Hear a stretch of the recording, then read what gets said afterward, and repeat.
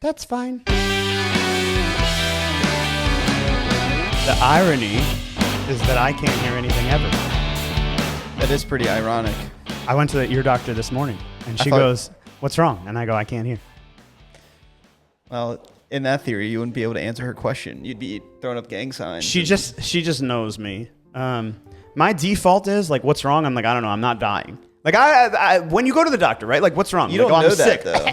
You don't know that you're not dying. Well, right. That's the whole thing. That's why you're at the doctor. Yeah, But why are you here? I'm like, because I was not feeling well. My ear hurt. That's why I came to the ear doctor. I don't know why I'm here. You tell me. She literally, she put the little, what do you call that? Otoscope, I think it is. Stethoscope? No, a stethoscope is the one that goes here. They Yeah, listen but to your breathing. Move it around. Yeah, that's the stethoscope. Okay. I think the otoscope is the one that goes in your ear. I've never had one put in What? my ear. Oh, you mean the thing that they look at with a light? Yes. Oh, okay. Anyway, so she puts it up to my ear, and she's like, looking around. My ear canals are real small because that's my thing. And, she's okay, that looks good. Oh, there's some scar tissue here, whatever. And then she pulls out the little, it's like a stress ball, but it's connected to a pump. Has air? Oh, it's fucking awful. Really? Yes, it's awful. She puts it in your ear and goes, shh. Why can't you hear, dude? I don't know. You don't go to many concerts. Did someone scream in your ear as a kid? I have middle ear problems. I don't get the joke. I have middle ear problems. Can't hear. I also have implants in both of my middle ears. It's a whole thing. I got a middle whole ear history. a thing? Yes. Okay. I hope everyone on the podcast can fucking hear that. Just why are John in you the background. not even Liv is just like as quietly as she can, John's but she's in the full other- on rolling on the floor. John's in the other room judging so hard. Oh at yeah. everything. Outer ear, middle ear, inner ear. No. My God. Although I guess if you asked me about your heart, I wouldn't really know the ventricle valve. I guess blah, blah, blah. it's I just I just happen to know haven't a lot had about any the ear. ear issues Outer ear is this part right here. You can see it. that you can see. Yeah, all makes the way sense. to your eardrum. And then the eardrum, I think, is a part of the outer ear technically. But also on the inner ear side is your bones. The bones that make up your middle ear, your inner ear, whatever they call it. And then beyond that is your auditory nerve that's connected to your eustachian tube. That's the inner ear. Look, I should be... somebody should give me a job. Put doctor in front of. Yeah, right? Dr. Frank. Anyway, so have you voted yet? I did actually have my little sticker right here. You voted today? No, not Oh. today. Oh, Oh, you got a parking ticket today? I got my little I voted early. When did you? Oh, you voted early. That's a special sticker. Yeah. I don't feel like I knew that you could vote early. I know that you could do it. I know that it was you could mail in your vote. If you were going to be out of town, you could mail in your vote. But I didn't realize, I guess maybe before this election, that you could actually go to your polling center and vote early. Well, dude, the last time that we had an election, it was 4 years ago. Yeah. Well, whatever. The last time we had one 4 years ago, what was it? It was Trump and Biden running. Yeah. Mm-hmm. And it was at my high school, and there was literally a 3-hour line to get in to vote. Damn. It wrapped from our high school past I think they call it the Mary Harrison Center still, through that, and that's our auditorium where performing arts and shit. Then around the middle school, then around the back of the middle school, and that's where the line started. By this point, you might as well have picked up a client. Dude, they had I wasn't in real estate then. So this is my first real estate or election in real estate, but they had helicopters flying over, and we made national TV. A 3-hour line. Just because of the length of the line? Yeah. Interesting. And we don't quote me, but they had a couple. My question is still could you have voted early then? I believe so, yeah. But see, I didn't even know that this was a thing. But with Calvert, I'm pretty sure that they changed some of the voting stations as to where there weren't as many. That's why so many people had to go to our high school. It was one on the northern end of the county. Then I'm going to say there's because no one lives there. There's a lot of people except that the live 300 people. No, my wife said, "Are you going to go vote early?" And I go, "No, I'm going to go on the day." I didn't even know that you could go vote early. I thought it was a mail-in thing only. I don't know. Well, I had gotten my thing in the mail. I was like, do I do that or do I go in person? Not that I have a a preference. I just whatever would be easier. I like doing the machine. They don't have the machine.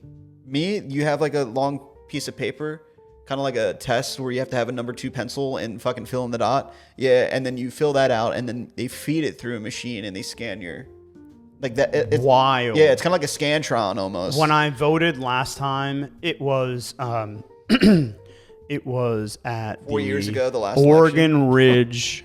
I don't know what they call it, but Oregon Ridge Park.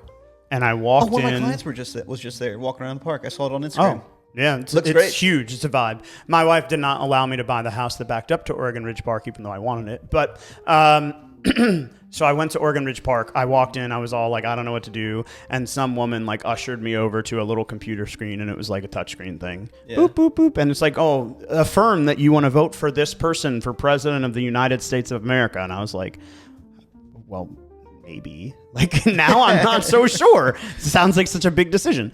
And it was I don't know. But I don't know. I'll say my experience at our voting booth or polls down in Calvert have been pretty enjoyable. People are very nice, and like they just love to see people come out and actually exercise their right to vote. Right. And I don't know, they've just been so friendly. They're like, "Oh, are you here to vote?" I'm like, I remember when my dad ran for House of Delegates, we all used to have to work the voting centers. Like, and it wasn't as though we were the people that were in the voting centers, like running the thing. You're rigging all the ballots.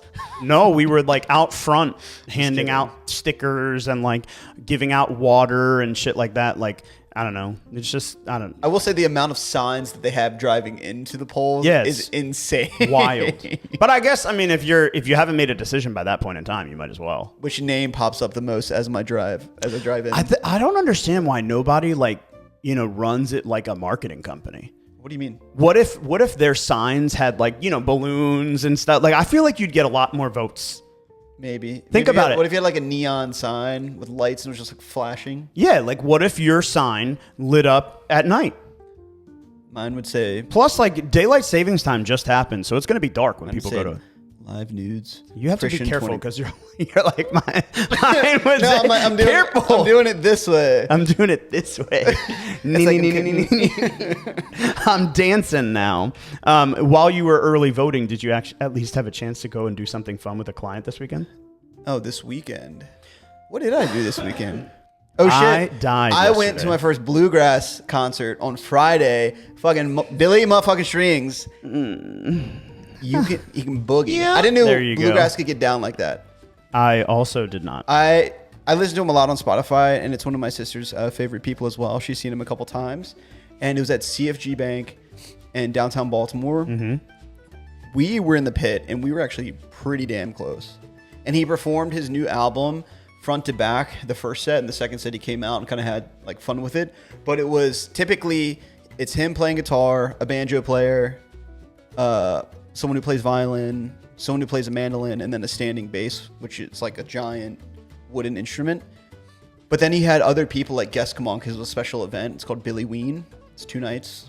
Billy Strings, Halloween. You get it. But it was also a big band setting. So then he would invite guests on, and then he had another mandolin player, then another singer, then another guitar player. And it was just massive. It kind of reminded me of like Tedeschi Trucks at some point. What do you got to hate on? I can't help it. I was like, who are we talking about again? So I Googled it, right? And CFG Bank says, oh, it's Billy Strings. And then I Googled, hold on, please. Just making sure I know the right button. Who the is Billy Strings, right?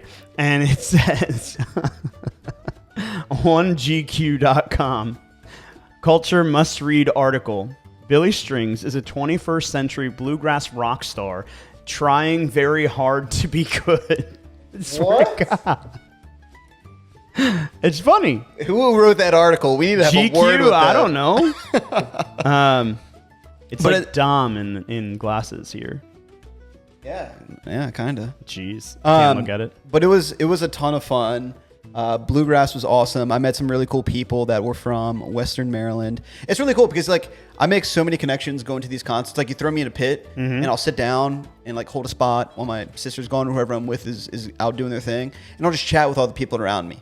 And I'll make friends with them. We'll connect on Instagram. I did it in Maine. I do it at all my dead shows here at Billy Strings, and we interact online, and like we'll see each other at another show at some point. But when you put me in a room with like a whole bunch of real estate people, I'm just like, And in case you want to know, I have a full-time job. that's literally Christian at every conference, right? Like I'm at a music festival. I'm over here like vibing with everyone. And at every conference, he's like, I ain't got time for you. Anyway, I don't know. I find it hard to relate. Like when I go to these concerts, it feels like home, and I can relate to all these people. But yeah, it was an amazing show at CFG Bank. Saturday, I went out to show some homes to one of my new trolley tour clients. Going to be taking advantage of some grants. And then he's doing his counseling course with NHS, working with Alexi Albert at First Home.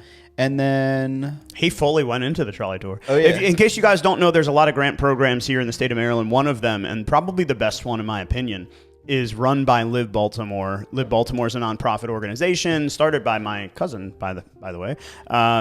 That when? I don't know. How are we just knowing this, dude? We've gone to 8 events. This is the first time I've heard it. Liv's heard it. Found by your. We talked about it on this very show. So I This is the first time didn't he even plugs know his about cousin.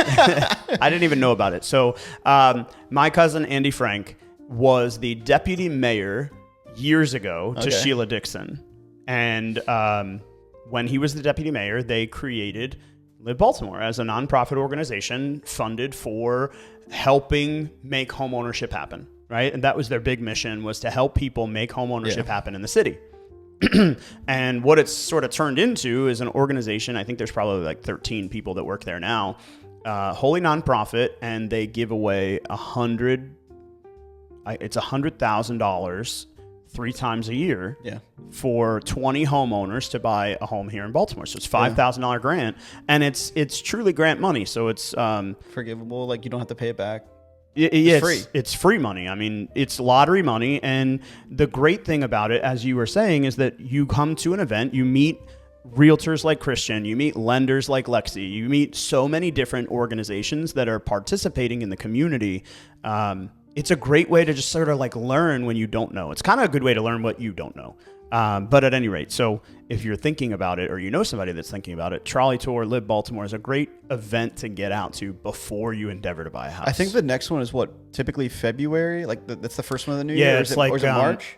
February, May, and then September, October. Like it's always sort of 2 towards the earlier part of the year and One in the later part of the year. Yeah. But anyway, and so Andy Frank kind of dropped that bomb on me one year at our holiday party and was like, oh, by the way, I saw that you do this. And I was like, yeah, it's really great. He's like, did you know that I started it? And I went, what? And it was like him and a couple other people. I had no idea. I really can't believe that this is the first time we're hearing this, and we've done. Now you know. Is Annie still there, by the way? Sorry for interrupting. No. No. Who's running it now?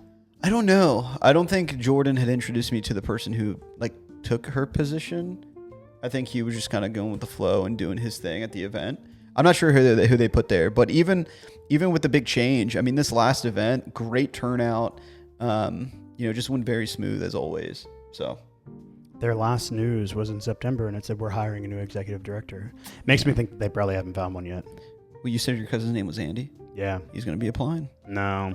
Andy does so much good for the community. He is a part of a organization that funds business startups. So rather than focusing on the city, he moved over to Johns Hopkins, and he was economic development director for Johns Hopkins University. And then he went into this organization where he and I think it's like 20 other people, they help fund and support startup companies that need leverage to go from where they are to where they want to become. And it's very community focused. It's very business focused.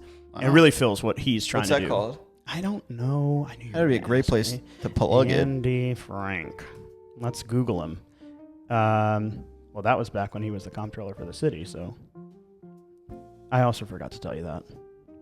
So Michael's family tree is just so embedded in Baltimore. Oh, and for we have sure. no idea. Yeah, for sure. Is it Slingshot Group? No. It might be the Slingshot Group. Nope, that's not him. I don't know. I'll find out. We'll find out. Should we I will find out. jump into the opening clip? Yeah, we have it here somewhere. Okay, ready? Oh, yeah. This is a really unique tattoo sleeve concept. My buddy is a real estate agent. He wanted to get micro portraits of all the houses he listed and sold in the first year of his career. It was a lot of fun getting all these pieces to fit together, and we'll probably be adding on for the rest of the houses he sold this year. What'd you think? Can you imagine? First of all, it's a little cringe. A little cringe. I think it's hilarious. I'm like, dude. I think you need more. I don't want to say more tattoos, but like you need like a photo shoot of this to where it looks like a style. Like here it's just like this like turnaround, and I get it. But like when I see a Japanese or American traditional like I have, like I know the style and like you like.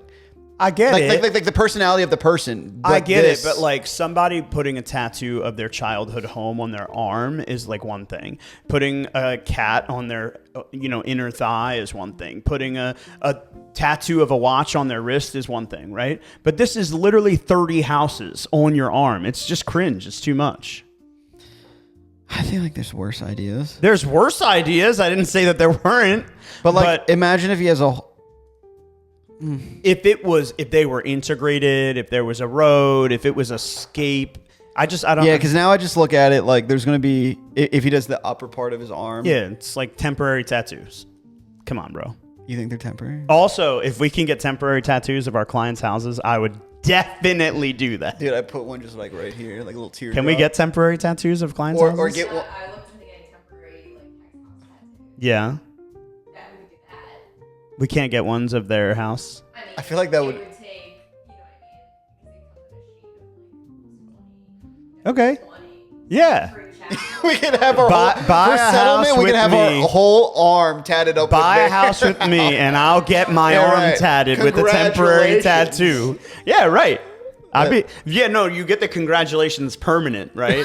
And then you put the house on temporary. Oh man, That would be that. See, that's what I could get down with that. I see. I don't know. I think it's just funny. It is funny, but I mean, can you imagine all the houses that you've in your career? How many homes do you think you've sold?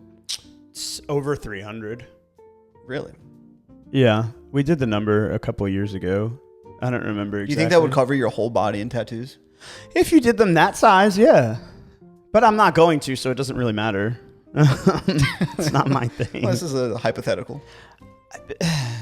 You're talking to the wrong person. I don't. You don't like have any tattoos in right? that way. You don't have any. No. No. Do you have any? But I also don't have portraits in my house, and I also don't have paintings. And You just hung one above your fireplace. That's from my mom. So It's very nice. Yeah, And then I'm pretty see? sure you have some in the formal living room, right? So what are you talking about here? that's my brother and I at my mom's wedding. I don't remember what it is. I'm just saying. I see some paintings. Next time you go there, you should look at it. Anybody that wants to see it, send me a message and I'll send you an Instagram or Facebook message. This is the funniest photo. It's my brother and I in mosquitoes because we didn't know how to say tuxedos. Oh my God. Yeah, I was like 4 years old. Yeah. I'm pretty sure it was, how old are you? And I went, this many, right? Like, Yeah. Yeah, that's my brother and I. And when we had that photo at my mom's house, it was over the fireplace forever. Really? And then when they moved out, we were like, well, we can't throw it away. And it just lived in my basement for a long time. When we moved into this house, I was like, babe, I want to put this up there. What's the one of in your main living room now? That's up on the wall. I don't really know. Yeah. It just lived in the living room and it was pretty, and my stepdad was getting rid of some old like portraits and needlepoint and photos and whatever, and he was like, do you guys want this? And I was like, that one's kind of cool. When my grandfather had passed away, we were cleaning out his house, and my mom got this like big painting or whatever, and they just kind of threw it in like storage or wherever we were keeping it at the time, and then they eventually ended up going through all the stuff. I was like, is that the painting from Grandpa's house that was above his fireplace? It's like this blue sailboat that's just like out in this like misty ocean, just I feel chilling. like everyone had one of those. Well, Like the I the loved picture it. of the Chesapeake Bay, or like, yeah, It's really I'm not- nice. I'm But not then, knocking it. But then my mom, I was like, I want it, and she's like, what? You want that? That thing's ugly as hell. And I don't know. There's just something Dude, that we resonates have, with me about it. We have this ceramic tiger. He's probably about like from the table here. Oh, dude, yeah, he's probably this big. That's in your living room too. Yeah, that's from my grandma. I love that guy. I love him. That's from my grandma. And then there is a life-size Saint Bernard. He's probably from the floor. He's probably this I tall. don't think I've seen that. He lives in my mom's house. And if anybody knows of a porcelain repair person. So like an artist that specializes in porcelain. Please reach out, comment on this video, send a message, shoot me a text and Instagram.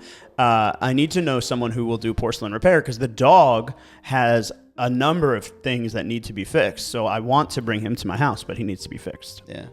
But no, dude, this big, life size. He's like a family heirloom at this point. My legit. grandfather got it because he wouldn't get a dog. And so that was his alternative. But now everyone knows it as what we call the grandpa dog. And I feel like everyone finds a way to incorporate those things into their space. And that's, I don't know, that's what makes homeownership so great. That's life. That's life. Right. Speaking of life, what does life look like in 2 days when we get back to the world post presidential election? I think it looks exactly like it does today. What are the chances that neither Donald Trump nor Kamala Harris are president on Wednesday? Like, is that even a possibility? I feel like anything's fucking possible I feel like in this world, dude. What? Of any election cycle, this one's got to be it. But anyway, so now one of the two of them is Gonna be his prezi, right? And the world is on fire. What happens to the real estate market? Well, my prediction actually from this point until probably February, March is that we've seen it kind of on the slowish side. Mm-hmm. Like I feel like it's the pent up nervousness or anxiousness around the election. Hey, what's going to happen with the world? It's the off season, holiday season's coming up. People are back in school, obviously. So things are slow and the election just adds the cherry on top. And I think it'll probably be like this in our area till February, March, maybe. I could see that. Right? And then it'll kind of go back to normal. What do I see happening in terms of real estate? I don't really know. This is my first time being a real estate agent in an election, so I don't know what to expect. There were a couple of things that I had seen from some other people in the real estate industry, like Ricky Carruth. Mm-hmm. He was saying that out of the last 11 elections, Right. 9 of them, I had written it down, home sales increased out of the last 9 out of the 11 elections. 9 of the last 11. Right. Which And is very interesting. the- And then home prices also went up every single year after the election, Right. outside of 2008. So like if any- 2024 to 2025, average home value went up every single year. Yeah. Actually, Yeah. It was 11. It was 9 of the last 11 that the quantity of homes sold went up. Yeah. So it's kind of crazy to think about so much going on. I mean, there's a lot of people that are sensitive to rate right now. At my open house last weekend, we just had a really amazing price adjustment on one of our listings that, quite frankly, is so well valued at this moment. I want it. Well, and A, you should make an offer. But B, this is the demonstration of pricing and the key importance of pricing your home appropriately, because right now we just got back into alignment with where it should be. It really should have been here from the beginning, but there's a lot of people that are focused on rates and what's going to happen with the Fed and how they're saying that there's going to be another cut before the end of the year. And what does that mean for us and what's priced in versus what's actually going to Pretty sure happen. they said there's going to be another one at the beginning of the year. Right. Hopefully. And so there's a lot of things that are going to be guided by that conversation, but also where the next president kind of leads the policies, like the economic policy. And while both parties have shown a huge interest on addressing housing affordabilities, I think each has shown different means and methods of accomplishing that goal. Some are going to be more beneficial for the large corporations and the higher up, which is going to just free up opportunity for people to come into their place. And others are going to be more focused on first-time home buyers and startup demand. My fear is that if we focus our energy into waiting for those things to happen, we're going to have missed everything that happens. Like you said, February is 4 months away. Right. And if you wait to see what happens, you're waiting until August, September. But bro, like I'm also like seeing the stuff now. Yeah. Like so many properties are, the average days on market's over 30. Like there's Well, that's specific to the city for sure. Well, to the city, Yeah. certainly, but even other places, like like properties aren't flying off the shelves right now. Granted, election is what, tomorrow, and then again we're in that off season, so things are just a little bit slower. I don't know, man. When we were in this position last year, like same time, no election, just off season of real estate, what people consider. Yep. I don't think it was this slow. Well, and I also will tell you, I'm going to give a huge shout out to one of my good friends that's here in Baltimore.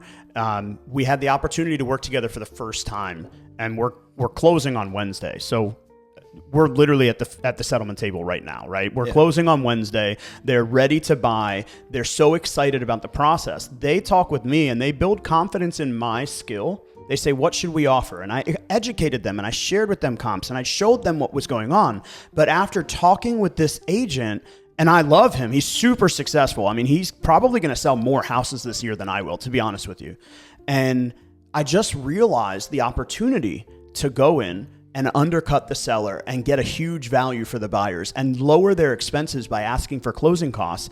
And it was like we literally had a $30,000 swing from where the buyers thought they were going to be to where they actually ended up was a $30,000 swing.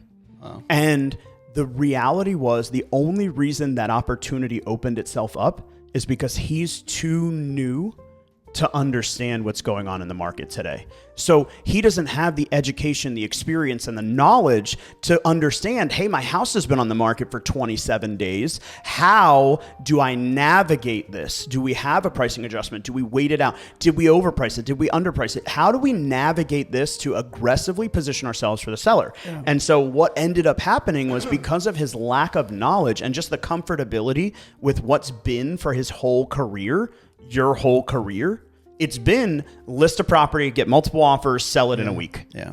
List a property, get multiple offers, sell it in a week. No matter whether you listed it high, low, or median, you got multiple offers because the scarcity of property was so available.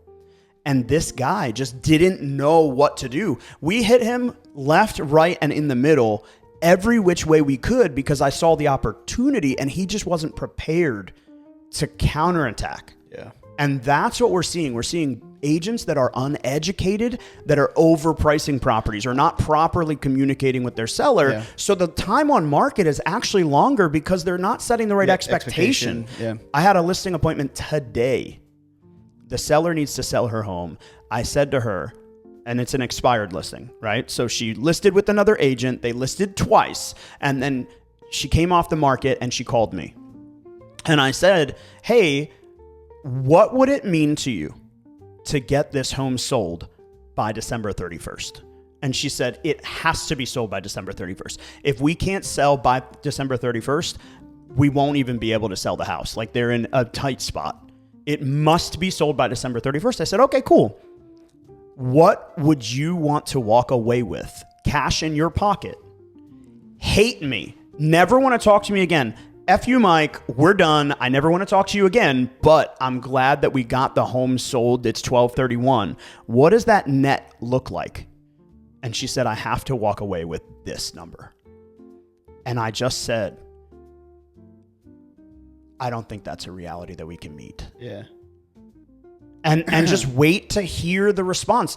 I don't think that's a reality that we can meet, rather than I'm just going to list it because I'll list it and we'll get multiple offers and then it'll sell. Yeah. I don't think that's a reality that we can meet. What if this agent that I'm talking about, what if he listed the property for what it ended up selling for, which was $300,000, $299. What if he listed the property for $300,000 from day one? Right. Instead of over promising the investor seller and saying, oh yeah, I can sell it for $325. He just, okay, yeah, I'll do it. What if he said, hey, look, I don't think that $325 is a reality that we can meet. I think realistically, based on my market analysis, based on my education, based on my X. So when you talk about 30 days on the market, it's not surprising to me.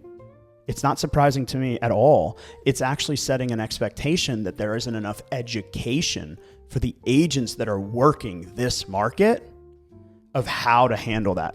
I would agree.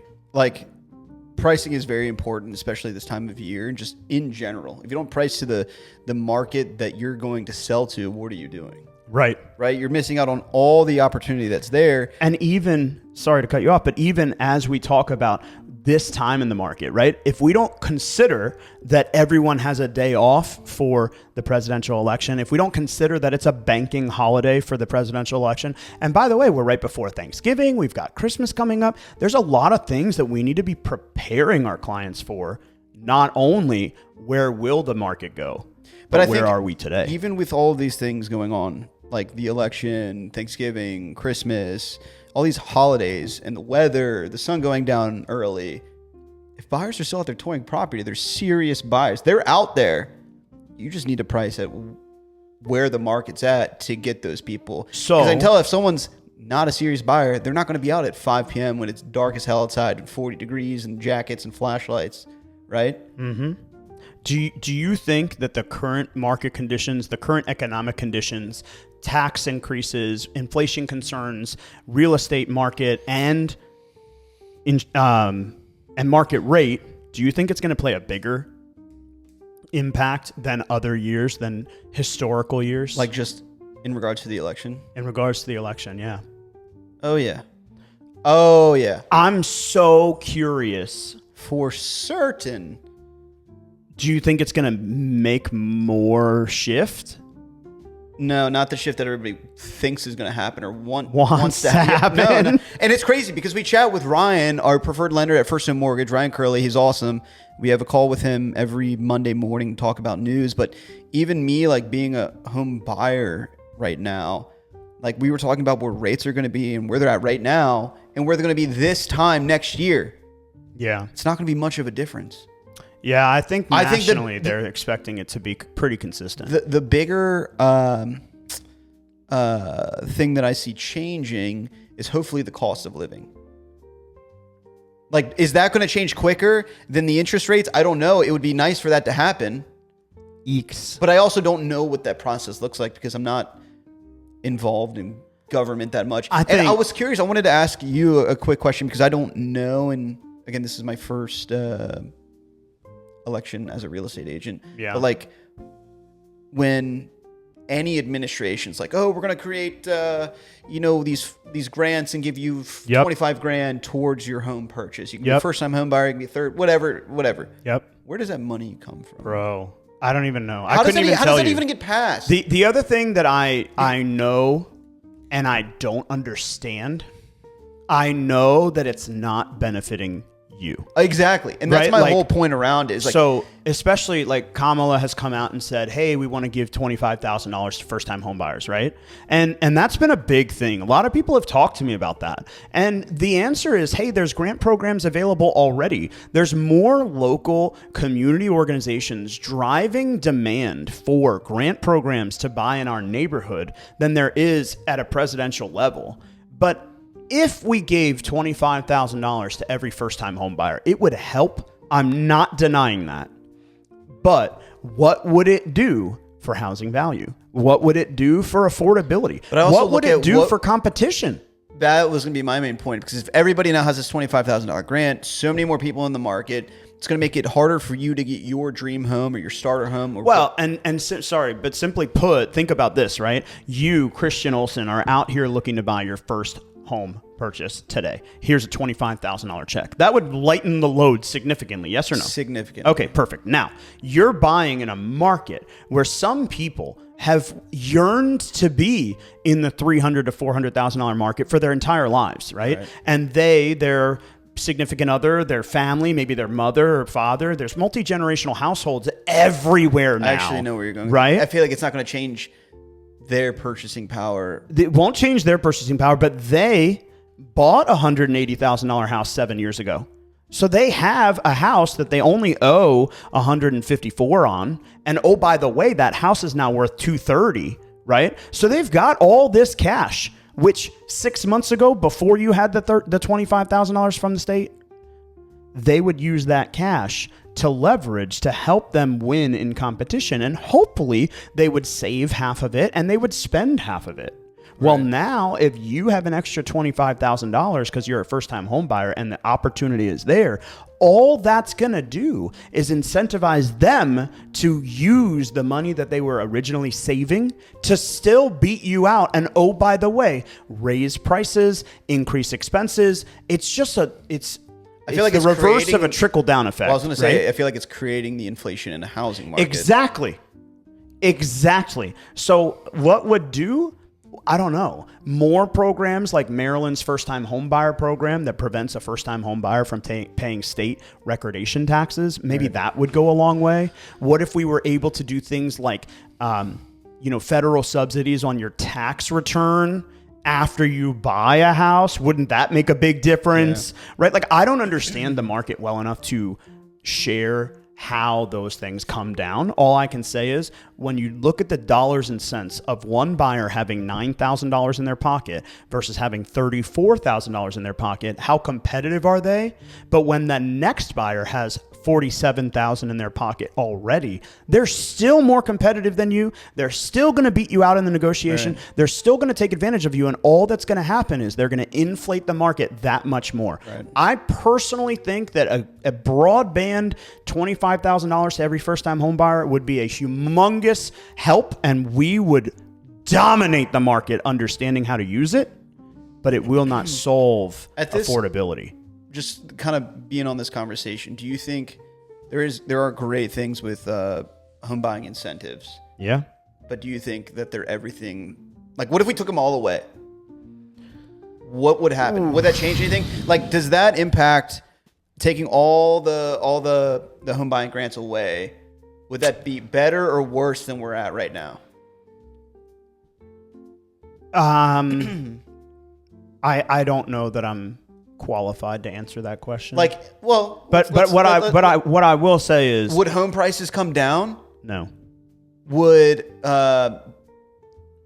negotiations open up more? No. Really? You don't think you took every grant away? Mm-mm. Well, then the buying power goes away from the buyer. So right, but hear me out. It's just a trickle down effect. It pushes people out of a price point that they otherwise couldn't afford, right? So if you got... I mean, that's all COVID was. Wait, time out. I have a good example. Getting people into the price point that they can I have a good afford. example. I have a guy today, military veteran. How much do you want to put down? How much are you comfortable bringing towards the purchase process? We talk about it. We have this whole conversation.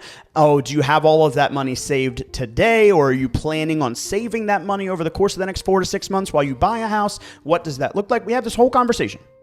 And he says, well, if I can get grant money, I'd rather it. Okay, but if you took it away, he can still afford to buy the house. Now, if you have the same person that couldn't afford to buy the house at this price, they would just have to move into a lower price bracket because they could afford something at a lower price bracket. That's fine. And the reality is that if they have the capacity to pay taxes and transfer charges and insurance and interest and everything else, they're boosting the economy by owning that home way more than the $10,000 or $15,000 grant was that they bought in the property. And where I think we are today with Maryland Mortgage Program being at an interest rate that's not as competitive in the current market, it's not really that bad of a thing. I think that if you're utilizing a grant program, you're inflating the market by getting more money because you're paying a higher interest rate. You're paying more for your monthly payment. But in the end of the day, I think we've done a great job of offering incentives. I think more incentives is the right push. I just don't think unilaterally, first-time home buyer, you get this. We're not Oprah up in here, right? I mean, no offense to anybody. If I could give everybody money, I would. Yeah. If I won the lottery, I would love to sponsor every single buyer's down payment. You come by with us, we will give you your minimum down payment. That would be the coolest thing in the world for me. But would it solve affordability? No. Right. It would just be a cool little benefit. I don't have all the solutions. One thing I will say to you guys, and I know this has been a long podcast, so really cool. We all know that Liv does a lot of research. And even if she spends only an hour, she does a lot of research to create these podcasts and the scripts. She went in and did research on every major presidential economic division, what they did, what they were focused on. We go back into the early 2000s, talking about the housing bubble and the economic crisis, the Reagan years. We talk about Barack and Trump and Bush and Carter, and there's so much content here. It is a fantastic read. Go onto our website at frankoliverco.com. Under additional resources, read the blog today. If you haven't already, make sure you start doing it because the content here, it's fun.